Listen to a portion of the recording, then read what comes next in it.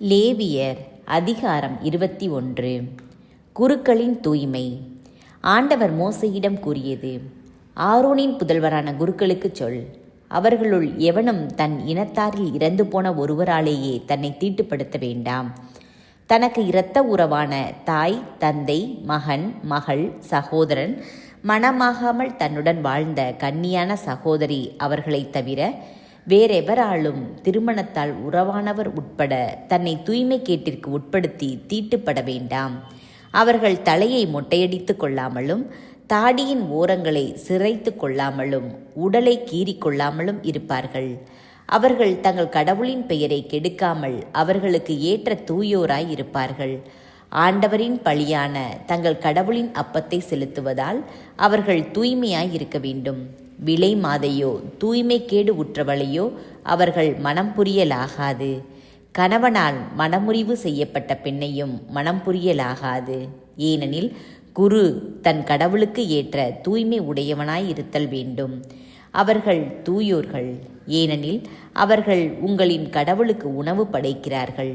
உங்களை தூய்மையாக்கும் நான் தூயவனாய் இருப்பதால் உங்களுக்கு தூயோராய் அவர்கள் இருப்பார்கள். குருவின் மகள் வேசியானால் அவள் தன் தந்தைக்கு தூய்மை கேட்டை ஏற்படுத்துகிறாள். அவளை நெருப்பில் சுட்டெரிக்க வேண்டும்.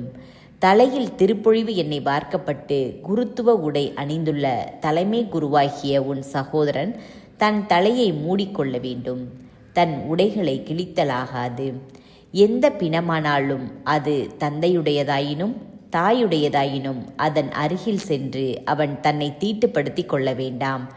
தூய கூடத்திலிருந்து வெளிவராமலும் தன் கடவுளின் தூயகத்தை இழிவுபடுத்தாமலும் இருக்க வேண்டும். ஏனெனில் அவனுடைய கடவுளின் திருப்பொழிவு எண்ணெய் தாங்கும் சிறப்பு அவனுக்கு உரியது. நானே ஆண்டவர். கன்னி பெண்ணையோ அவன் மனம் புரிய வேண்டும். அவன் கைம்பெண்ணையோ மனமுறிவு பெற்றவளையோ கற்பொழுக்கம் அற்றவளையோ விலை மாதையோ மனம் புரியாமல் தன் இனத்திலுள்ள ஒரு கன்னி பெண்ணையே மணக்க வேண்டும். தன் வழிமரபை இரத்த கலப்பற்றதாக பாதுகாக்க வேண்டும். ஏனெனில் நானே அவனை தூய்மையாக்கும் ஆண்டவர். ஆண்டவர் மீண்டும் மோசேயிடம் கூறியது: நீ ஆரோனிடம் கூற வேண்டியது: உன் வழிமரபில் உடல் ஊனமுற்றவன் தன் கடவுளுக்கு உணவு படையலை செலுத்தல் ஆகாது.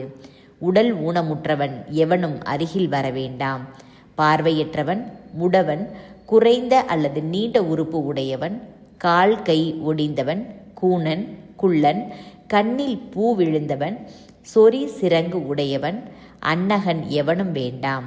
குருவான ஆரோனின் வழிமரபில் உடல் ஊனமுற்ற எவனும் ஆண்டவரின் நெருப்பு பலியை செலுத்த அருகில் வர வேண்டாம். மேலும் உடல் ஊனம் அவனுக்கு இருப்பதால் அவன் தன் கடவுளின் உணவு படையலை செலுத்தவும் வரக்கூடாது. தன் கடவுளின் தூய அப்பத்தை அவன் உண்ணலாம். ஆனால் தொங்கு திரை அருகில் வரவேண்டாம். பீடத்தை அணுக வேண்டாம். ஏனெனில் அவன் உடலில் குறைபாடு உள்ளது. என் தூயகத்தை இழிவுபடுத்த வேண்டாம். ஏனெனில் நான் அவர்களை தூய்மையாக்கும் ஆண்டவர். மோசே இவற்றை ஆரோனிடமும் அவர் புதல்வரிடமும் இஸ்ரேல் மக்கள் அனைவரிடமும் கூறினார்.